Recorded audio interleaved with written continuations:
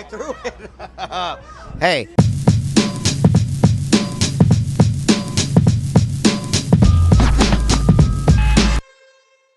This is Kyle Plouffe for AnyHipHop.com, and I'm standing here outside the Palladium in Worcester, Massachusetts, with a dude to my right. You know him as Kung Fu Vampire. I'm good, man. I'm in my favorite part of the country, East Coast, Northeast, New England. Love it. Yeah. But you're a Cali guy. Oh, yeah.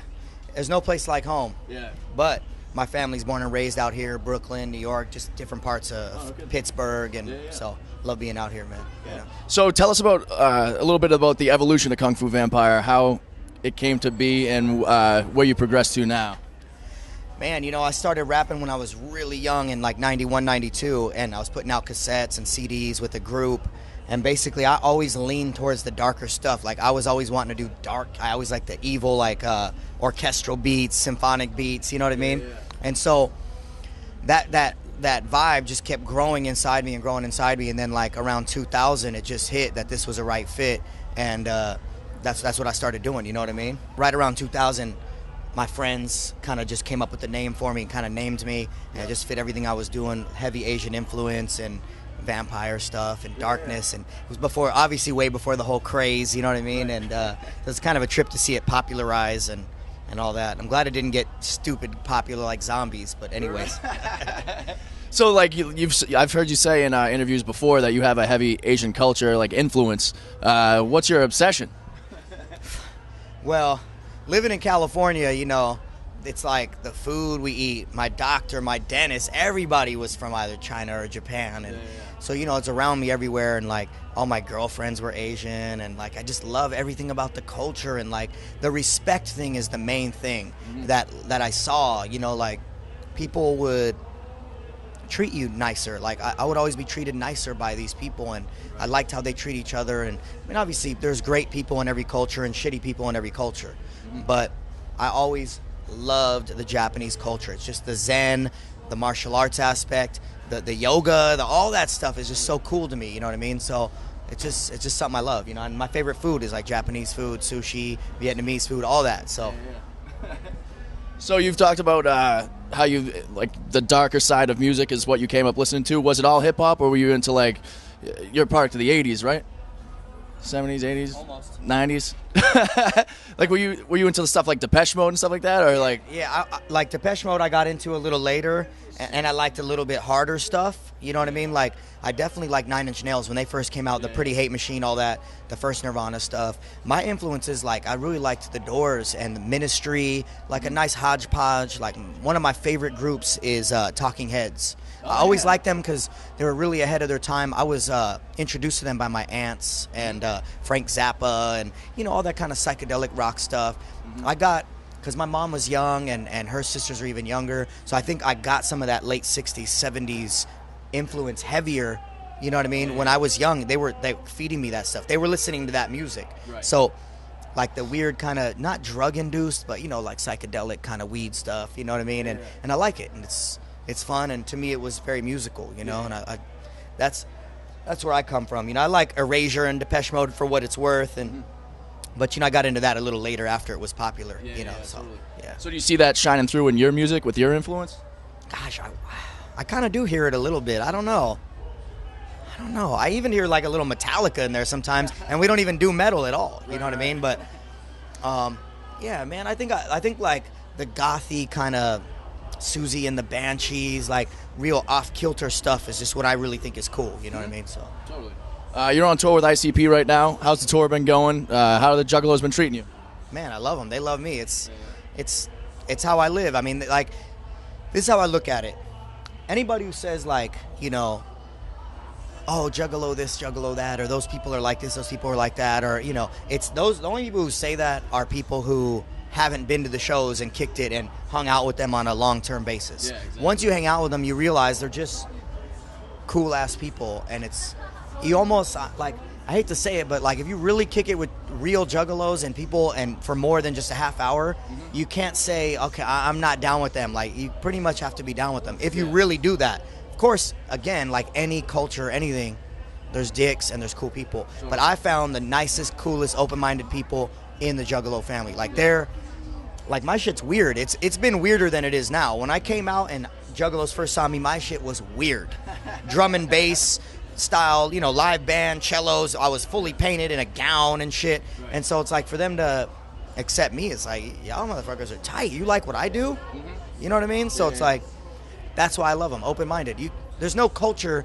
If they're open-minded, you can't hate on them. Yeah, exactly. You could say, I don't like the soda, I don't like the logo, I don't like their fucking this, that. They're open-minded, fuck you. Yeah. You know what I mean? Totally. So, when did you first get affiliated with ICP and Psychopathic?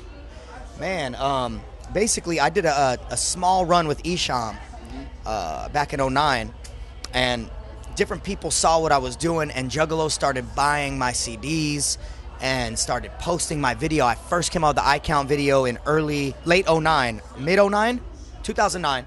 When that came out, actually this is how it happened, straight up. That video came out, a Juggalo sent it in by email to fagolovers.net. Everybody knows Fago Lovers. Yep. That's the homies. Shout out to them, Scotty D, Biggie, and everybody over there.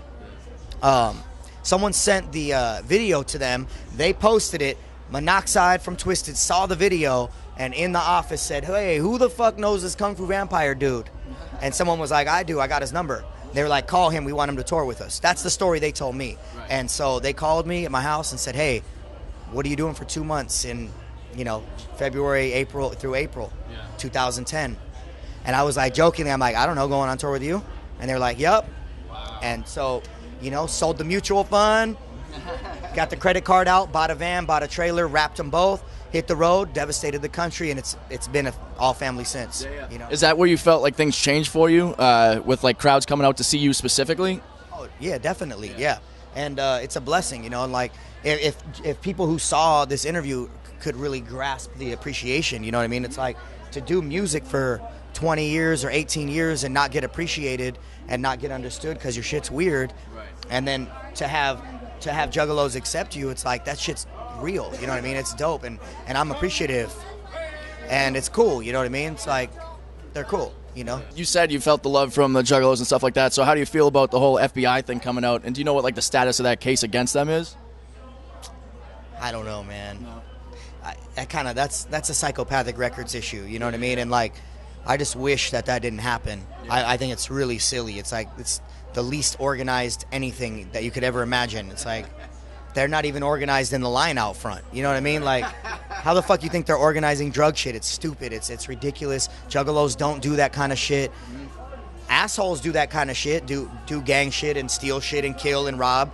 But I mean, you know, like for instance, like just statistically, the Gathering. Say there's 15,000 people there, and every year half a person dies. Okay, like every other year someone dies. First of all, they're not killed. Someone drowns or overheats, or nobody dies. Nobody gets hurt. A couple people get hurt out of 15,000 people. So you mean to tell me, like, when Grateful Dead gets together and there's 15,000 people, that they have that same lack of violence? They have more violence at their shit, and they're pretty peaceful. Right. If you do that at a metal concert, Slayer, forget it. 20 people are getting fucked up. Right. Fucked up. Stabbed, punched, shit is happening. You know what I mean? So I mean, I walk around at the Gathering, my shirt off, no security, fucking just walking around, and people are like, what up, what up, what up, here's a drink, what up? People are cool. So you gotta respect and love open-minded people who are respectful, you know what I mean? I'm over here watching people walking by going, please someone don't walk by and say fuck me. And then ruin everything all the good shit I just said about them. Nothing but love. Fuck you, man. So you have any, what's like the craziest story or something cool that really happened at the Gathering for you? Gathering.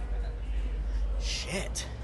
Found out my girlfriend was pregnant at the Gathering. Yeah? Yeah. So that was a blessing because that was cool, you know. I didn't know how to react. I didn't know if it was going to be a good thing or a bad thing. I'm not a youngster who's like didn't want to have kids. Like I wanted to have a kid, so it was great.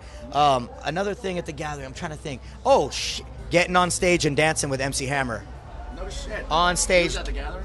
He killed it. Nice. He killed it. Watching George Clinton right there, front row, right there backstage, Parliament and all that. Man, just hanging out with really cool people and. You know, getting interviewed by really cool. DJ Quick interviewed me, and I mean, it's like cool shit, you know? Hell yeah. So, what's next for you? What are you excited about coming up in the future?